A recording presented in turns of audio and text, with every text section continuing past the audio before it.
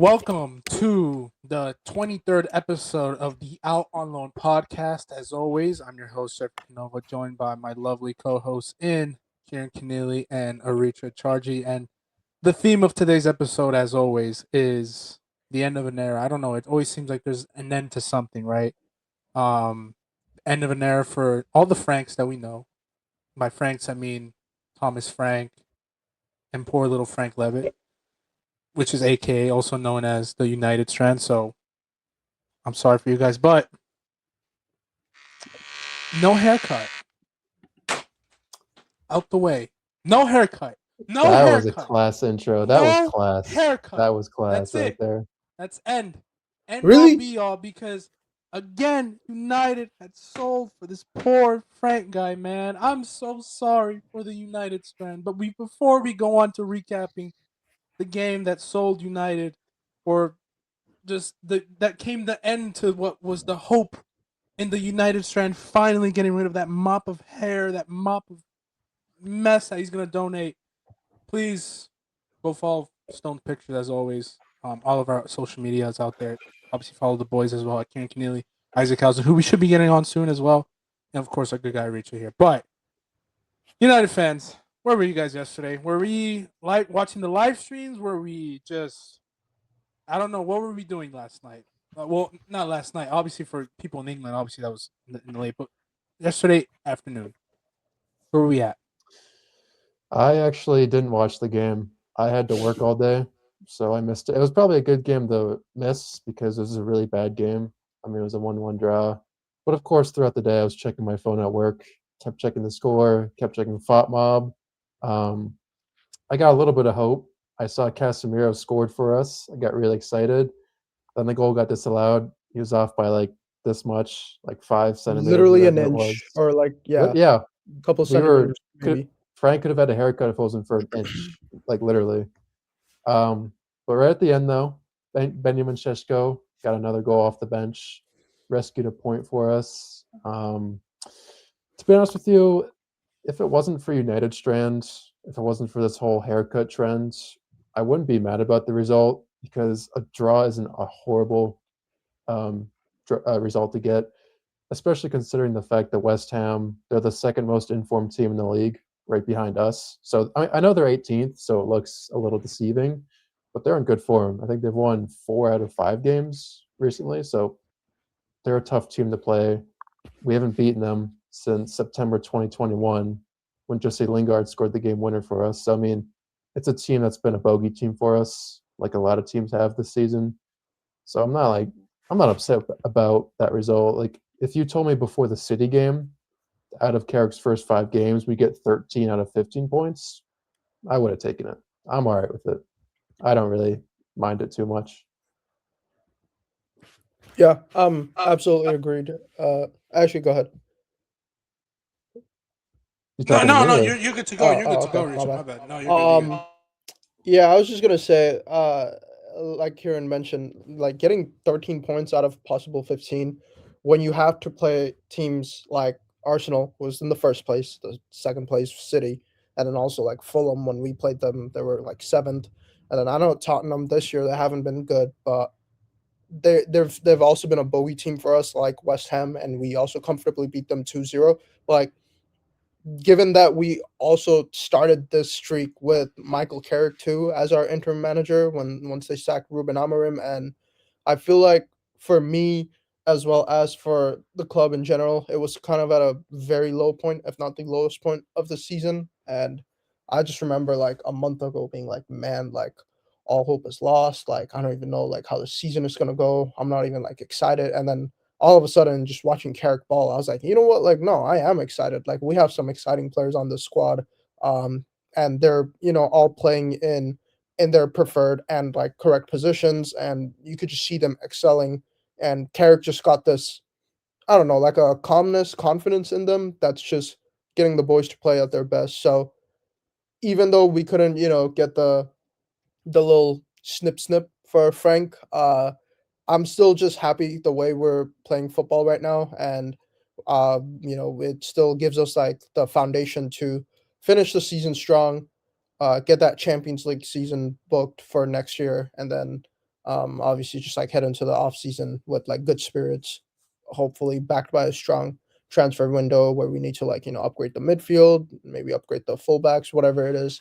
And yeah, just like looking forward to that next season again. And as for Frank, also honestly, there's still like what 12, 13 more games left. There's technically like two more opportunities left to still get a potential haircut. So I'm not ruling it out. I hope we can get it done for him this year. I hopefully before this summer. And I just like I just found the whole thing hilarious. I didn't see the live stream, but I was seeing like the clips later on, and the way they like gas it up. They also had Matty FC like fly to Barcelona with Gerard Piqué too, like just collabing with them. Like fair play. Um, like he's making the most out of it, and he's also mentioned that he's gonna like donate his hair to charity as well. So that's awesome to see. And you get another month or maybe two or maybe even another whole year to still continue this. So make the most of it, but also hopefully we can get him like 5 wins in a row soon as well. Yeah, I was gonna. I think we were, on our way back from the gym. I think we were talking about like, it was just weird how, why was it PK? Because in my personal opinion, here's my hot take. I think that he should have done. Maybe that's why the streak didn't end. It's because you did. In my opinion, I'm happy they did it with Maddie. Like that was cool. I think he's an awesome content creator and stuff, entertaining as always. But I think for me, like getting PK, like come on, man, you could have done like at United. Like you couldn't go fly out to United and wait outside. Like I don't know. For me, it was just a little bit unexciting. Like it was just.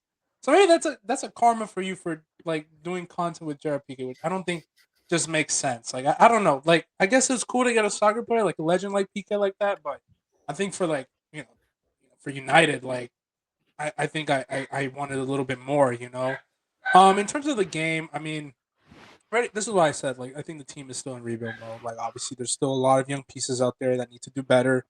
Obviously, Sesko, great goal. I think he's been on the form of his life as of now in terms of for United. I think what is it, two back-to-back games where he's scoring like clutch goals here and there.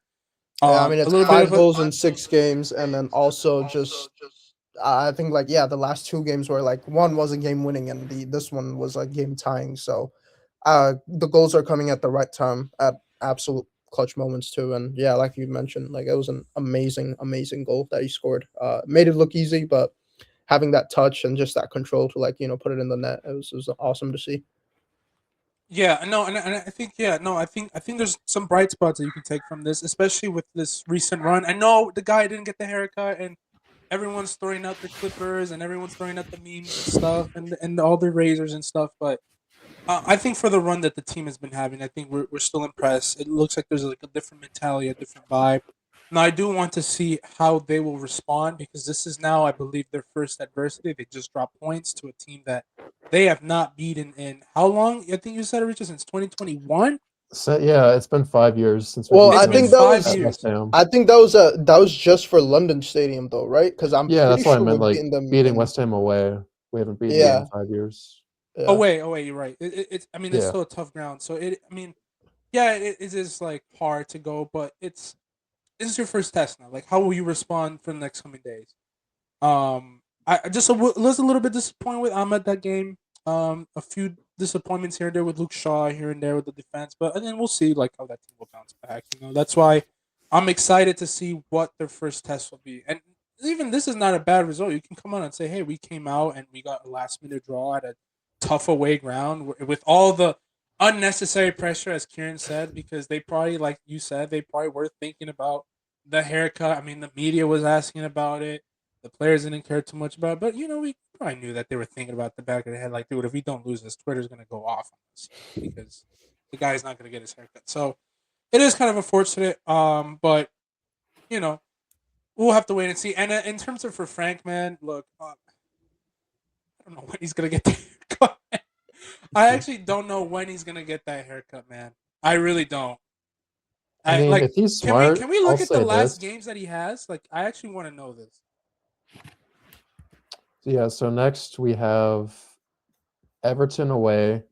And that's on the All 23rd, by the way. We're recording yeah, this we're on off the for like the 11th. next United are off for like the next 10 to 12 days. So Yeah, like we have because like almost we're like out an of international break right now.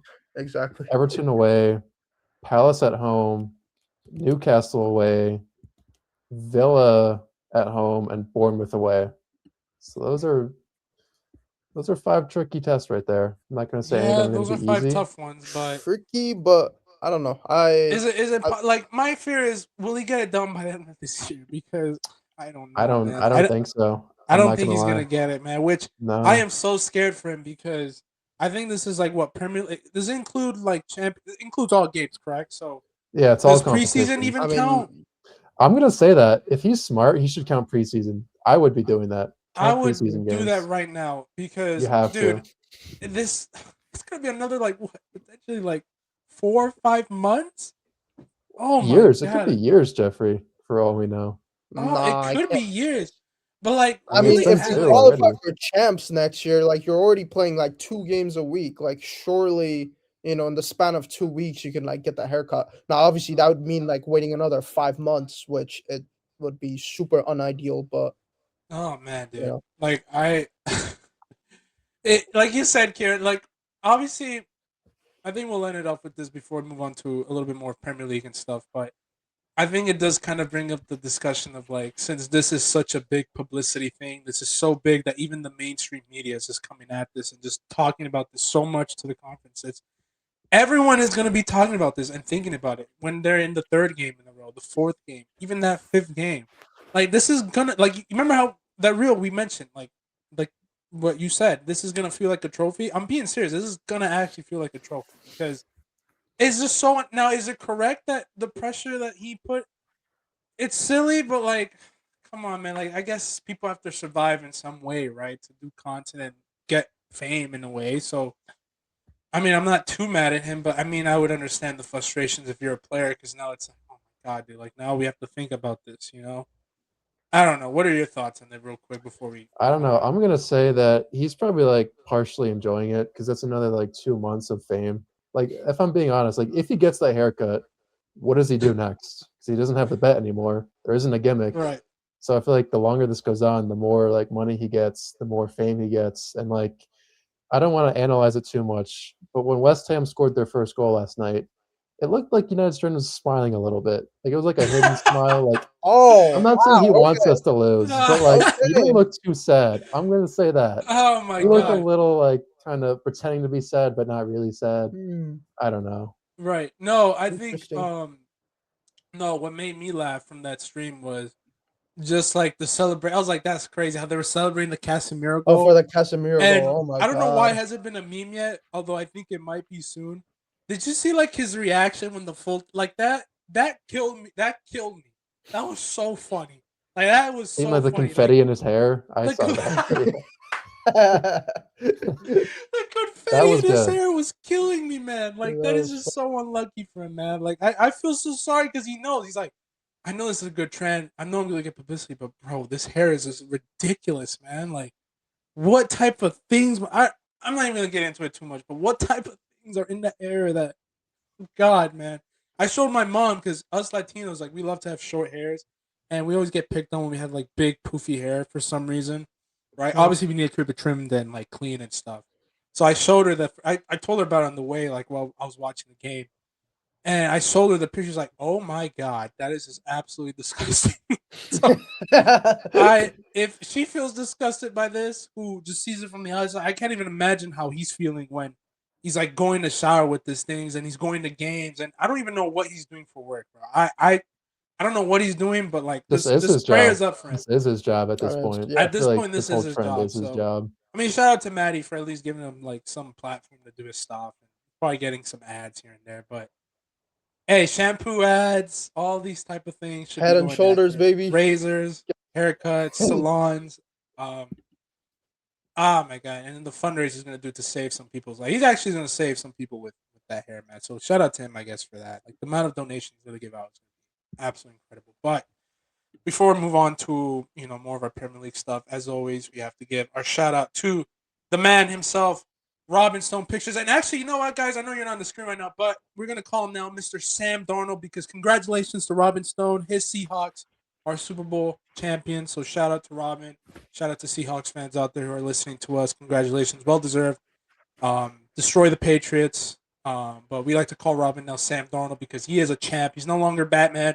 He's no longer the GOAT. We just call him champion. So congrats to you, champ, and always please follow his account as always. But um, Oh, yeah, I think who's not a champion today in anything because he's been a complete failure since he got here.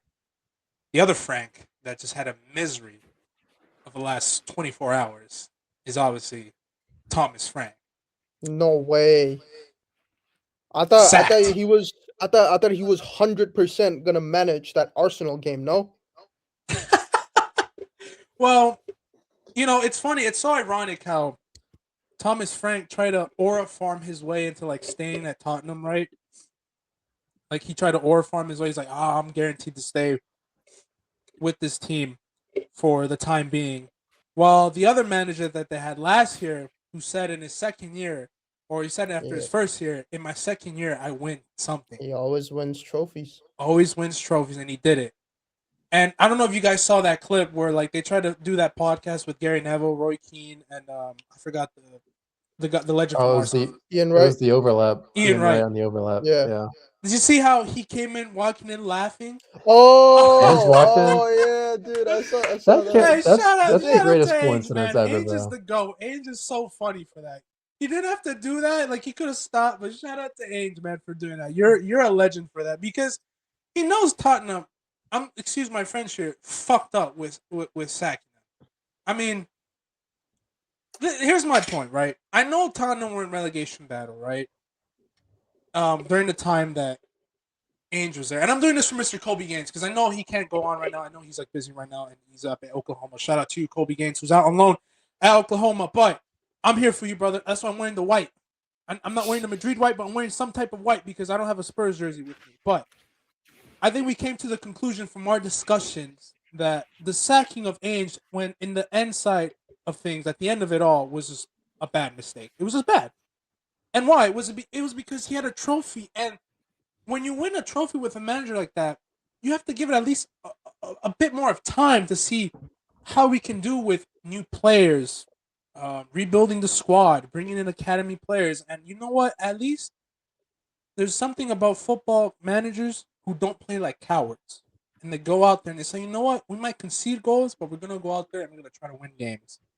Now, was he a problem? Yes. Maybe he could have left in the following years, but he could have at least built a little bit more of that culture, that winning culture that you wanted, right? Thomas Frank in the last, 8 months? Hasn't done shit. Last 6 or 7 months. I mean, what is the record right now? Give me the stats, boys. I mean, give me the stats. Give me Got you. the amount of goals conceded. Give me the amount of wins, because all I've heard from Kobe Gaines, whenever we're texting one another and we're looking at Spurs and we're laughing at them, we just look at the record because of how many games they've lost, every game they've conceded, how many they failed, and we know they got out the Champions League. But let's be honest here, which is why I'm mad that Madrid didn't get out, was the fact that that Champions League run that they had was starting to look a little bit fraudulent. I can't lie. I can't lie. But give me the stats. Give me the stats. Do you see it right here? No, I haven't seen the screen right now. Oh, you want me to pull it up right here? Oh yeah, I got you. Yeah. There we go. Like, come Here we on. go. 38 matches. Oh boy. 13 wins, 10 draws, 15 losses. Failure. Absolute failure. Good I run. mean, And if you know you what's embarrassing? compared to his Brentford stat where he was there for like 7 years, where he won like 43% of the game, but still like 136 wins, 110 losses, 71 draws. Compared that with Tottenham, 34% at 1.3 points, and also like I should mention that I'm pretty sure it's the Champions Leagues that's doing like a lot of the heavy lifting here for the That's wins. doing a lot of the heavy lifting. 'Cause, my lord, without that, I mean, I don't even know how many points they have Embarrassing. right now. Absolutely embarrassing. And Horrible. it's embarrassing that Tottenham haven't, and this is what I mean. I don't blame it all on Ainge leaving, look at that. because we look back to the board. I've said this a lot of times. These boards, these teams, you need to figure this out. You need to figure out what type of manager we're going to bring in, what type of players we're going to get in, what type of medical staff we're going to bring, what is our facilities going to look like, and who we're buying in as well. Because there's no way that we're still seeing the same problems that we're seeing 2 to 3 years ago, which is you guys are getting injured every time. You haven't signed any leaders to this team. You guys are always injured, so your medical staff is just a complete mess. Your midfielders suck. Xavi Sivens hasn't been on it, so that's unfortunate. But like, you need pieces to give him competition at least. The goalkeeper is still a problem. The stadium is a. No, I'm kidding. I'm kidding. But what? Have we not figured this out yet, ladies and gentlemen? Like, come on. The board needs to wake up. The board needs to start getting on the shit and figuring this out. Because this cannot go longer for Tottenham. Because at this rate, God knows what they're going to look like.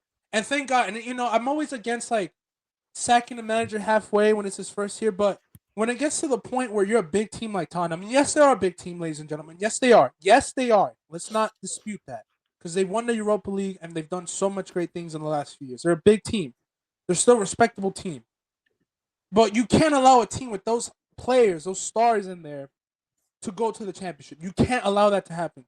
Because if you see that a manager like that is just not working, you have to get rid of that and you have to bring something new to just rejuvenate the team. So it was the right move, but it's too little too late. Because now we don't know who they're going to get. I don't know. The question now is, who should they bring in? I have my names. I don't know who you guys think Tottenham should bring in. What do you think? Honestly, I'm gonna go based off what you said, Jeff. And like for a more general answer, I think Tottenham need to figure out what they want in terms of they need to figure out a clear play style they want. They need to figure out a group of players they want because I think a big part of the problem with them, if you look at their squad, it's been built by like 5 or 6 managers. They have players that have been signed by Poch, Mourinho, Nuno, Conte, and Frank. They have like 6 different managers with their blue fingerprints on this team.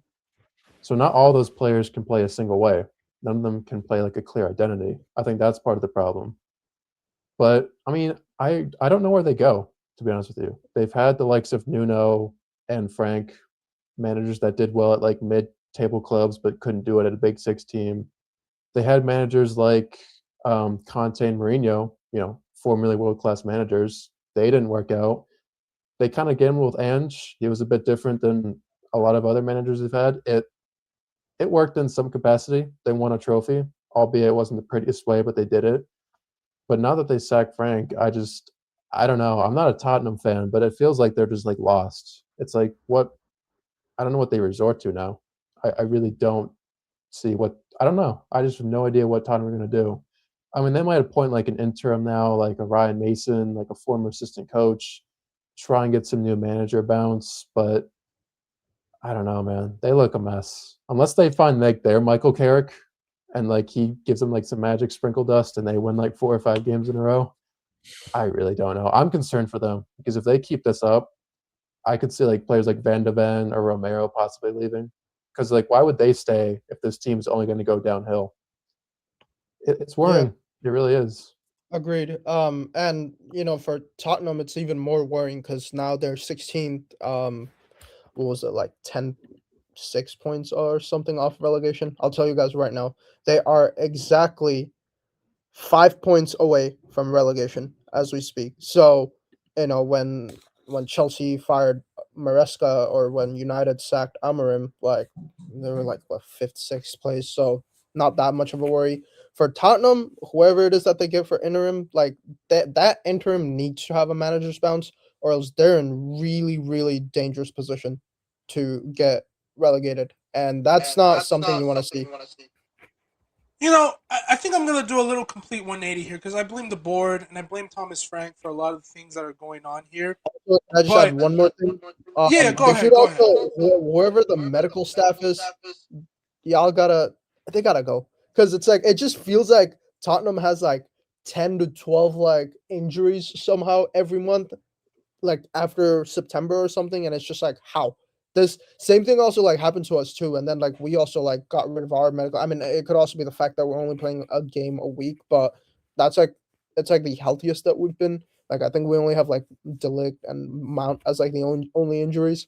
They need to like figure that out too, because like just not having Madison and sometimes Van de Ven and like other like Pedro Porro and whoever. Like it just like kind of messes up with their structure, tactics, and everything. And yeah, without a healthy No, team, can't I, be I good. completely agree. No, that medical team, like, I don't know what. Again, we have to go on a full discussion and argument about the games being played, the way the game, the how many games are being played, the way the Hmm. games are being played, and just a full research on the athletic builds that more athletes are getting, are that the sport is getting. Like 6'3" demons that can run at a high speed. Like you're not getting that back in the day. Who are agile, nimble, and all that stuff. So there's a lot of players like Van de Ven is like a super freak of a monster of an athlete because that's a 6'2" demon that's running at speeds that a winger at 5'6" is doing and turning. So that can be the explanation as to why there's just so many players being injured at this rate. But still, the medical staff just got to figure something out. But I'm gonna going back to what I was gonna say. I'm gonna do a complete 180 as well, blaming the board and the coach. Like they're a problem too. But these players got to wake up now. Okay, I'm sorry, you have Xavi Simmons, you have Solanke, you have some of the academy players in there. You have Van de Beek, you have Romero, who's been doing some of the stupidest things I've seen in the last 2 months with his red card. Dude, it's time for these players to step up because it's not only just a manager bounce that we need. I mean, in theory, the manager bounces for the players, but no, it's time for these players too to wake up.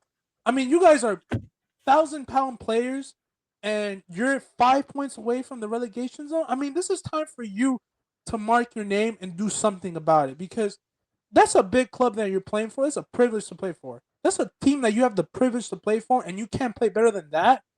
You can't defend. You can't keep your composure. You can't finish. You can't keep your defenders in track. You can't run. You can't pass the ball. And I'll get into midfielders and passing in a bit with Madrid. But it's time for them to step up too because Thomas Frank can take all the blame. But then we saw what happened with Ainge. So this is where I criticize the board, where you need to get the players in the right system, the right players for the team who wants to play for this team, not players who are like, oh, it's a second choice. No, no, no. Players who want to play for this team, which is why they need to step up. So players need to step up. But here's who I want them to bring in. You know what? And I've been thinking about it for so many times, and I compare it to my team again because Kieran, you said you don't go back to the past, or you don't go back. What's the thing that you say? You You can't don't go repeat back. the past. You can't repeat the past. Or Yeah. the other ways that people like to say is you don't go back to the X. But I'm gonna say for this situation, you have to go back because from the recent interviews I've seen Pochettino in, Spurs would be really silly not to at least consider and bring him back. This is a coach, right? I understand the last year that he had, it was poor. It was miserable. It was disgraceful. Like we know that because they were in a poor run of form, right? But he was a manager, right? That I'm looking with. If I'm Spurs, I'm thinking, okay, this team. And to respond to your question, Kieran, about where do Spurs go from here? Well, the clear answer now is a damn rebuild because some of those players need to go, and some of them will potentially, like a Van de Ven, like a Romero, like I don't know who else you want to put in there. I don't even think is that good that can go to a big team and think they can compete. But James Madison, a bro. manager like Pochettino is gonna rebuild because that's what he did. They need a Mhm. manager that can go into the academy because you know what? At this point, the way Tottenham are looked at and ridiculed as, it's almost like where Barca had to do and rely on their academy. You need to get a manager right now that can go to the academy in some way, like Michael Carrick, inflict some voodoo, confidence, magic, talent into these academy players, and you go out there and you go compete, not compete, but at least be respectable and develop in the next 2 to 3 years where you can make it out of relegation zones and you're competing for Europa League spots until the point where you're actually competing and you're respectable again as a team. Because you cannot do with this with getting an elite manager, but you have shitty players in there. That cannot happen again. That cannot happen. So you go full rebuild. You sell some of the players that don't want to be here. You go get a manager like a Pochettino who has the experience because guess what he did in his time? Why do you think Spurs had the greatest run in the 21st century of their history? Because they had a manager like him that was able to bring up players like Harry Kane, boom, from the academy. Sign a young player like Heung-min Son from Bayer Leverkusen, boom, one of the best wingers in the world. Get a Dele Alli in there from the academy, boom, one of the most unfortunate stories of English football. Get an Ericsson in there, boom, he's like one of the greatest tens we ever seen. Get a Vertonghen, get a Danny Rose, get a Kyle Walker from their academies and stuff like that, or from other English teams. That's the coach that I want them to bring back. Because who's out there? Who's out there? I'm asking this question. Who is out there that Tottenham can really get that they want? Do you want De Zerbi? Guess what? He doesn't have the players, nor the board, nor the money to get the players that he needs to play his style. Do you want to get Zidane? Good luck with that. I mean, maybe in a way, but like who? That's why we bought Zidane because we trusted in him to rebuild our team and figure out structures. But we went back to him for that clear reason to rebuild the team, and that's what exactly we did. Because right after 2021, he brought us through. So Gil get Mauricio Pochettino back because I guarantee if you bring him back, not only does he know the club from inside out, he knows the issues, he has the experience, he has the love, which is the most important thing for what you need for this club. You need the love for that London team, but he also has the experience and the reputation where any player that says any bullshit to him or doesn't want to listen to his tactics are going to sit down and reflect like, oh wait, this is actually Pochettino. I have to respect this guy. This is a Tottenham legend right here. This is a man that almost brought us a Premier League title and brought us like the greatest generation of our time. Bring him back right now. Well, not right now because we need him for the World Cup, but like next year. Like if it doesn't go well for the U.S., then you get him for next year, or you're thinking about him at least, and you're having those conversations because that man I know is dying to come back for that team, and would love to get a second shot to at least rebuild this team, at least rebuild the damn team because that's what they need right this instant. You're welcome, Kobe Gaines, if you appreciated that rant that I just had, because I imagine he would be saying even more things, but I just had to throw that out there. I don't know. Honestly, Agree to disagree. interesting call out because when you asked like, oh, who should they go for? I also didn't have any clue, so I was just thinking like, what if they just bring back Jose Mourinho because he was the guy. Obviously, like Ange got them a trophy, but he was the guy that they sacked before a final. And but then I was also thinking like, would Jose really be the right personality and like right mind to like get this club Right. going? But I you like know the what? idea. Yeah, I like the idea, but like what me and Kieran are in agreement with, they need to figure out what they want. And I think from what we've seen, and even with the players that they have and the reputation that they have right now in terms of players who don't want to go, like look, Xavi Simmons was like a plan B. They couldn't get Madueke. You couldn't even get Madueke. You couldn't get other players that I imagine they wanted, and they went to other bigger teams. So your reputation is shot where a I manager mean of that Eze status, was like the like one of the big names that I thought well, Tottenham that's was just gonna one, get, but and there's then been so many that got rejected, and there's a lot of players like I don't ever want to go to Tottenham. I want to go to Chelsea. I want to go. No, you need players that want to go, or you get them from the academy who will be dying to play for this team because they don't have that. But you need a mm, manager to get them through that, who has that experience, which is Pochettino, who's not even a scrub. I wouldn't even say he's a scrub. Like I know he's not been that elite with the U.S. team so far, but he has that experience with Tottenham. I imagine he'll fit in perfectly. The fans will support him. The players will listen to him. The board will give him probably another chance, but at least with the sense of getting the young players. But if you bring in a quote unquote elite winner manager, that's not gonna happen. That's not gonna happen because they need the team. And guess what? This team needs a rebuild because they don't have the players like that. They really don't. They really don't. I like the idea of Jose because yes, but no, that guy will kill any hope that you have because you're just gonna go downhill and downhill and downhill and downhill, or you just stay mid for the rest of the year for how long he'll be there because they might win some games because of his brilliance, but they're gonna not go far because he doesn't have the roster to compete. I was gonna like disagree at first when I heard Pochettino, but you made your points really well. I mean, they definitely need to rebuild. Like any of the managers they've had in the past 6 years, none of them have been like rebuilding managers. They've all been kind of like the win now, like Conte and Mourinho, like short term success, but long term not really. So I definitely agree. I can see why Poch is a viable option. I mean, he's a pretty young manager. He can develop young players. That's what he did at Tottenham. He built a good squad. He has the fans on his side too. I mean, I think most of them loved him, even though it didn't end well. So you know what? I think that's a very good shout to have Poch. My only worry though, in terms of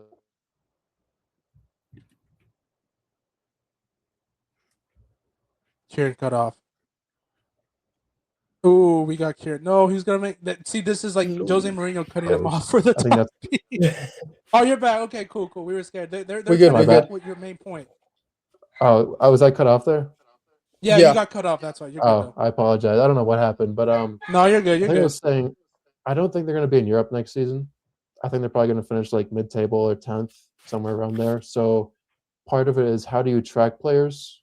That's part of the problem with no Europe. And also, if you just look at Tottenham as a club, they seem to be declining for the past couple of seasons. So if like you're an ambitious young player in wherever you are, if you're looking at Tottenham from the outside looking in at least, why would you go there?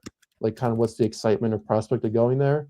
So I agree a rebuild is necessary, but it's going to be really hard for them to pull it off. There's so many factors going against them that, like, say what we want about United. I know we are rebuilding right now, but no offense, we're United. We were able to sign like Cunha, Sheshko, and Mbumo despite finishing 15th. Like, United still has that kind of pull of being a very global, historic club. And Tottenham, they're a big club. I think they're a big fish to win, but I don't think they have the pull that United do. I completely agree. I think they don't have the pull, and that's why I said like Tottenham. They need now that I'm calm now because I put all my emotions in it. But I think for Tottenham, like I agree with you, man. They need a rebuild. It's gonna be tough, especially because of the name. But that's why I love just bringing back Poch because this is a player that not player. This is a coach that will just get players from the academy because they need to go through the academy once again. They're gonna have to do this. The greatest ever time period was getting players from the academy. Any team that historically has a great academy and that's what their success is on, like Barca, like Bayern, even for certain points, and even Tottenham, their greatest success was through Kane and Dele Alli, academy or not even academy players, just young players that you can bring up and coming, you know. And you need a coach that can get the best out of young talent and scout players that have that talent and potential. And I think Poch was that. And I think maybe the pressure did get to him in those final few years because now he knew he had a team, he had a roster, and maybe he was not the man for that. But for the time being, what we can expect, at least just have him rebuild the team where for the next manager that you get, boom, you can go out there and win. Which is why the Jose Mourinho sacking was just a load of bullshit. And it was just unfortunate that they didn't win the trophy in 2015, 2016 because they just went up against a great Leicester team and an Arsenal team, and Chelsea just came in and just ruined their hopes at Stamford Bridge, you know? So who knows? Who knows where Spurs would be if they would have won that trophy? I seriously mean it. Who knows where they would have been if they would have run that title back in 2016? Who knows? But I think I'm going to end it off there for our time on before we get on to a little bit of La Liga real quick. But as always, please um, just follow us on our social medias at the Outlaw Podcast on YouTube, Instagram, TikTok. More reels, more content, more guests apparently coming on soon. You're not gonna like the sound of this, Man United fans, but we might have a few Arsenal fans coming in, maybe one. You might have a Dortmund fan in there too. Won't mention the name, but I think everybody who watches and knows who I hang out with and spend time with, they might know who it might be. But can't wait to have them on soon, maybe next week. But Hey, bring him shifting on, man. away, I'm excited. yeah, I'm excited to potential debates, watch alongs. Champions League should be coming up soon. I know we got FA Cup this weekend. So, real quick before we get on to La Liga, just Premier League recap. I mean, Chelsea 2-2. Cole Palmer, I don't know how he missed that goal. Just a shocker. Um, Probably the miss of the year right now for the time Viven in being. un country. If you know, I you don't know know. how he. I don't even know how he missed that, man. I really don't. City still dominant, 3-0 win against I believe was it Brentford, I believe, or That was Fulham. Fulham Fulham. today, I'm yeah. sorry, Fulham. Yep. We got Arsenal tomorrow. They're going to continue the race because I think it's still a tight race between them and City. I know Liverpool. I think they got a result today. Van Dijk got some massive achievement today as well. Obviously United are still in there. And then obviously Spurs are just fighting for getting the hell out there. And I'm just very curious to see how they're going to manage and bounce back from these next few weeks because it's Yeah. going to be tough, especially with Champions League coming up. Oh God, I don't even know what's going to happen when they play a big team in that. Which, sorry, Kobe Games, I'm Yeah. sorry, it's just not looking good. Also, So real quick, shout out Burnley for being down 2-0 against Crystal Palace and coming back to win that game 3-2. I mean, they're also like deep in relegation too, but with the way West Ham is winning and also like, Burnley, maybe if they got on a form and God knows, like Tottenham Leeds dropping points, they're yeah, could get a little interesting right there down there. yeah, no, definitely, and I think if I think Villa also got a result, if I'm not mistaken, boys. I think Villa Yeah, also they got a won massive 1-0 against Brighton off an own yeah, goal 1-0. too. So they're So still in there as well. They're still in the race, or just at least to get Champions League. And shout out to Villa; they've been consistent. I thought they would have a little bit of a drop up, but it looks like they're still like in competition and still trying to compete for at least getting Champions League or even the league title. Who knows? They might. Who knows, man? The league is just in this race right now. It's just unpredictable as to who can finish. But what's also just unpredictable is just the state of Real Madrid for the next coming weeks because I think I've said this a million times. The league's over, season's over, but they're still holding on to a glimpse of hope here and there with some of the results. I know last weekend they got a massive 2-0 win at Valencia at the Mestalla, which is a big result. But I just wanted to come out here and say these things, right? Because I see what Madrid fans say. I see what Arda Guler fans say. I see what Mbappe fans see. I see what a lot of haters against Madrid say, like see and stuff and say on Twitter, on social media, the big media outlets out there. Because it's inevitable, right? I heard from a lot of people telling me, "Oh, Bellingham's a problem. Oh, Vinny's a problem. Oh, this player's a problem. Get them out the team because we don't play well with them." Surprise, surprise. This is your chance for a lot of these players, right? That went into Mestalla and still the same crap. So I just wanted to come out and say, like, look, guys, this team is just a complete mess. It doesn't matter who's in, who's out. I've come to realize in the last 3 weeks, this team is just bad. It's structurally bad. There's no midfielders that we need. It's outbalanced. Our defenders are weak, and we don't have a set style system. And I will always go back to Xabi Alonso because, again, you brought in a manager in Arbeloa who is technically just inept. I'm sorry to say that. He might be the best man manager, but guess what? Right now we don't need that. What we need is a little bit of cojones from our players and a little bit of tactical presence in there. But I wanted to bring this up too. I saw all the dinner pictures and stuff like that, and people are getting excited. Ooh, look at them! They're having dinner. Ooh, they're a team, familia, all this stuff. Come on, man. Really? You're hyped about that? You're hyped about that? Oh man, the rude awakening we're about to get because I'm hearing people saying that they want Mbappe playing left wing. End that shit right now. End that right now. I do not want to see him play left wing. I want to make this hot take right now. Mbappe sucks at left wing. It's done. I don't want anyone telling me Mbappe should play as a left winger. If anyone has Uh, seen the goals that Mbappe's been scoring this whole entire year, where has he been in the main areas? Inside the area box or getting penalties or getting tap-ins? okay. What is up with these people that want the upset? And I know, Richard, you brought this up, and I know I brought it up too, but I was hesitant about this because I just don't like Mbappe on the left wing because he's not the same player that he was back in 22, 21. We still are believing it's 2021, 2022. Please go look at the numbers that Mbappe has been putting up this year and look at the stats and look at the performance that he's had.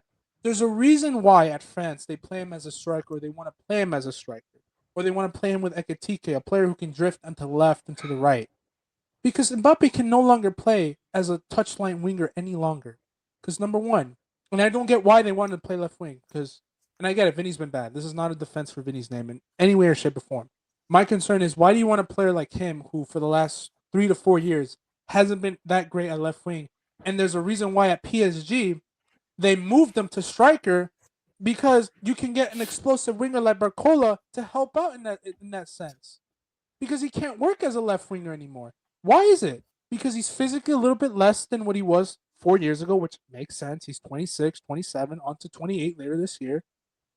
He doesn't track back, so defensively that's just a hole for our defense. Because if you think Vinny doesn't track back, oh my lord, Mbappe trying to track back on the left wing, running up and down, up and down. Yeah, good luck with that. He doesn't have the agility anymore to like nimble through players like how he used to when he was like 18, 19, because people still think he's 18, 19, or at least 21, 22, like he was in the 2022, 2021, 2022 season, or even that World Cup year, which is late 2022, which was where he gave all his best. He doesn't have the agility like that anymore. He still has the burst of speed, which is great, but again, against a low block, oh god, trying to dribble through 2 to 3 players and try to deliver a cross, yeah, good luck with that. So please end this thing right now. I do not want to hear it. He cannot play left winger no more. Just don't do it anymore. Just don't. Because that performance against Valencia, if you saw the goal he scored, what did he do? It was a tap in from where again?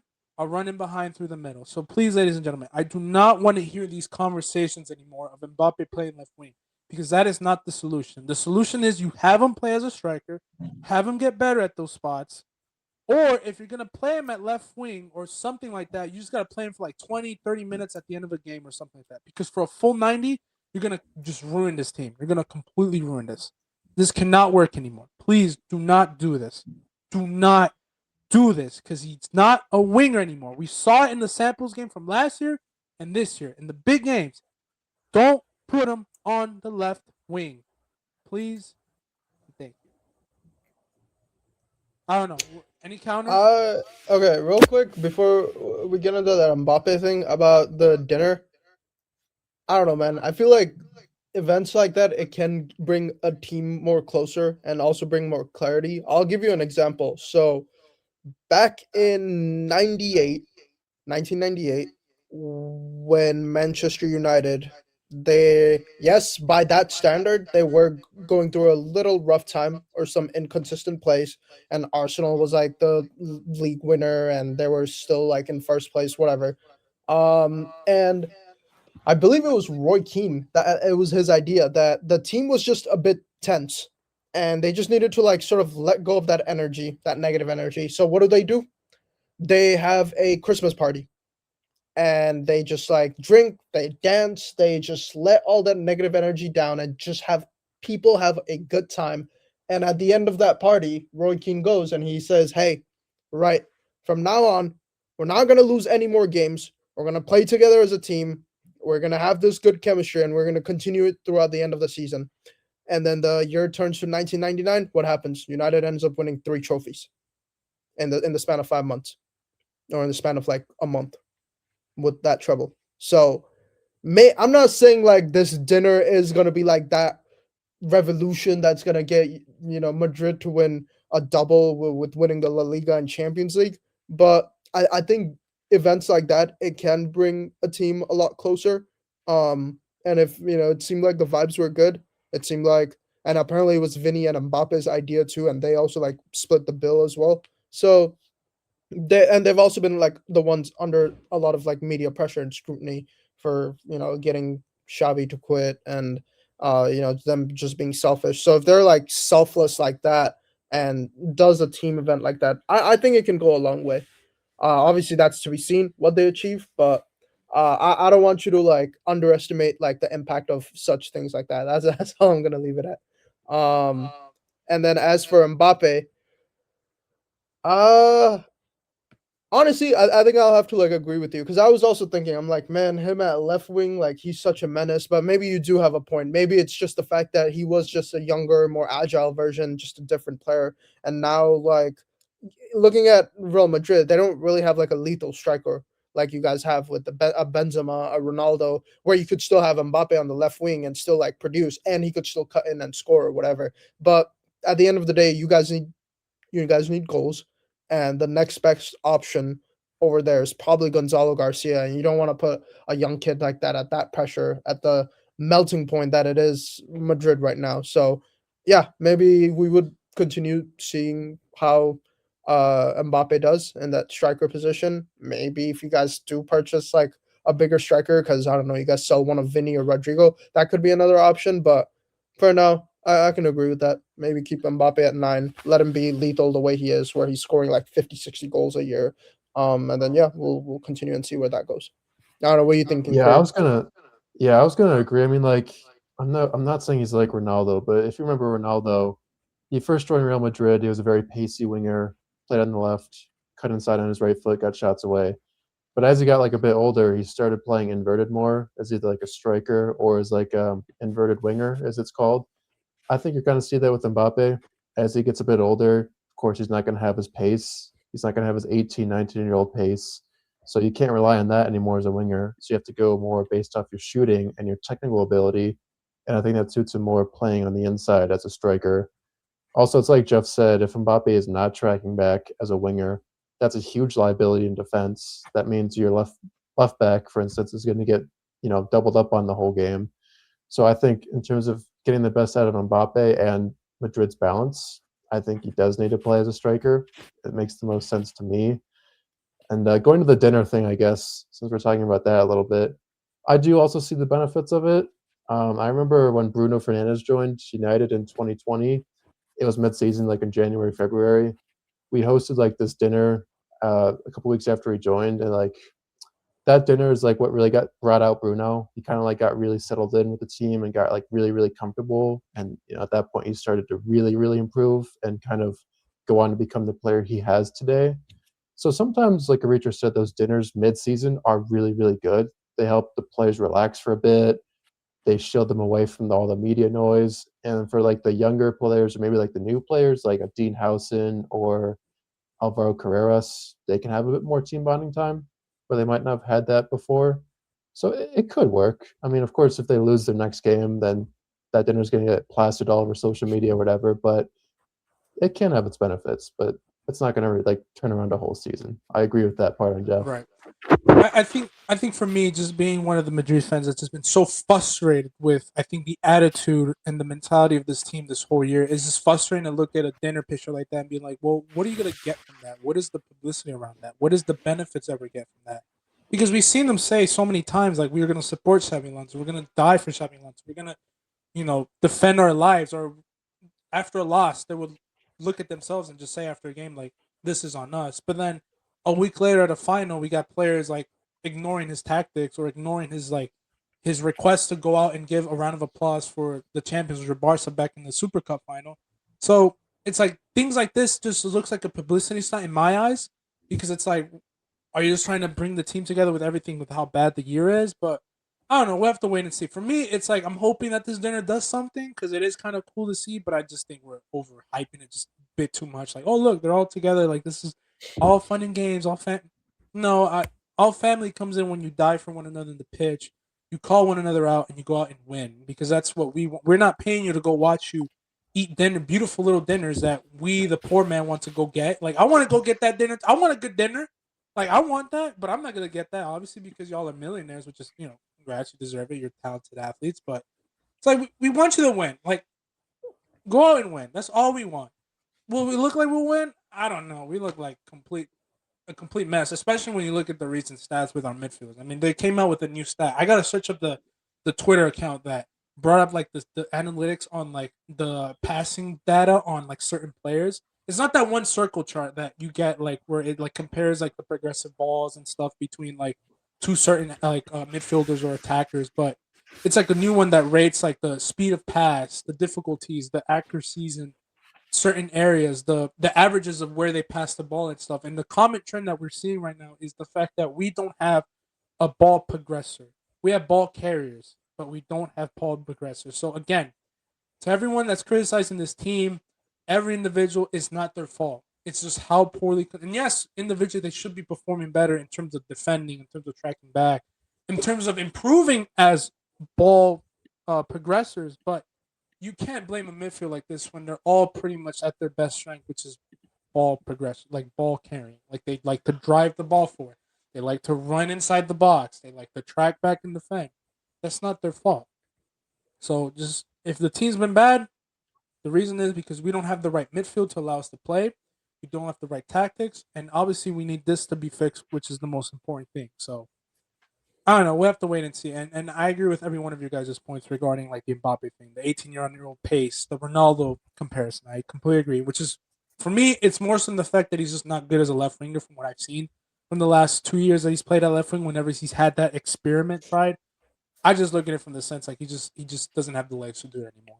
And I think for him to get better as a player overall, to continue his career and his legacy, why would you want to put a 27-year-old on the wing when we know he doesn't track back, just because we know he can score or play better from past years? When it's been 4 years now, it's done. Have him be the striker. All we want for him is to play better, and we want the people around him to play better too, because it's not just his fault too. We want the other people around him to play better. But we also need the right players to get launched. A midfield that can get us the ball moving forward, that can do the switches of plays. Which reminds me, final point I'll make before I end this off. We started off with English, right? English media, English stars, and all this stuff. Thank God Trent Alexander-Arnold is back into this team. If there's any hope that I have that has gone up these last few days, it's the fact that we have Trent Alexander-Arnold on our team. Because we did mention the four midfielders who cannot. They're all ball carriers. Camavinga, Tchouaméni, Bellingham even. Even though Bellingham is a little bit more advanced and he could do the things, but we want him more higher up because that's his tendency. It makes sense. That's what he came in. That's what became a superstar. Valverde, These are all ball. Try not to confuse the two. These are all ball carriers that like to go up and down, box and box players who are not at that level yet. Trent Alexander-Arnold is our best ball progressor because he can just switch the balls and go out to left or right and just give us a through ball from out of nothing. For some reason, he's the best like player on the pitch in the midfield where he looks comfortable in the ball, and I'm just so happy he's back.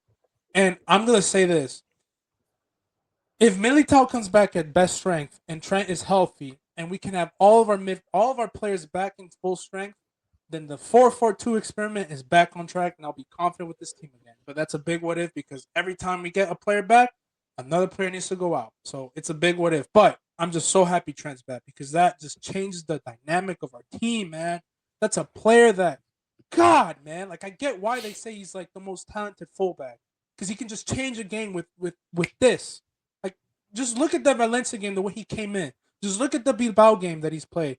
Even ignore the first part of the season because he looked like he was trying to physically adapt. But once he's getting adapted and physically on track, especially when he has a player like Valverde running up and down his side, which now moves him back to his little comfortable spot, which he likes to be at.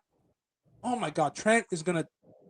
I'm just praying, like I'm literally praying that everything stays healthy, and an elite ball carrier, elite ball progressor like Trent Alexander-Arnold just stays fit. Because if we get him back onto this team, there might be a hope for at least maybe a good La Liga run. Maybe a good La Liga run. Could a Champions League run happen? I don't know. I doubt it because there's better teams, and that's just Vinny and Mbappe who's going to turn up. But man, maybe in the league, that guy can just win us something, man. That guy can just literally change a game with just like this, which I guess is Madrid's biggest strength. An individual moment of brilliance, which Trent Alexander-Arnold will do like probably once every game. Pretty much. So happy he's back, man. And if Militao comes back too, which is another great ball playing center back and elite defender actually, who should be coming back in March potentially, there's hope. There might be like a 1% hope. 1% hope at least. Just hope. There's hope. But hopefully all the other players stay healthy and they get on it, man. Because I don't know. We'll see. Maybe Vinny gets injured or he's off form and then we fail. Who knows? But that's all I really got, boys, from today's episode. Madrid dinner, the Franks' failure, Spurs, Chelsea, Premier League. We got FA Cup coming up. So we're not gonna have any Premier League games this coming weekend, but we'll have a few La Liga games here and there. And I think Champions League should be coming up soon, so I'm excited for that as well. And new guests potentially, which I'm really excited for the just the content we're gonna create out there, and the discussions that we're gonna have with some Arsenal, some Dortmund fans, Champions League nights, and World Cup coming up soon, man. 4 months too. It's time. 4 months starting from today. It's World Cup time, so we're getting there. But I think that's all I got for today. Thank you, boys, again, and thank you for everyone listening because you've been listening to the Out on Loan podcast. This was episode 3 with your host, Jeffrey Canova, joined by Kieran Keneally and Aritra Charge. Peace.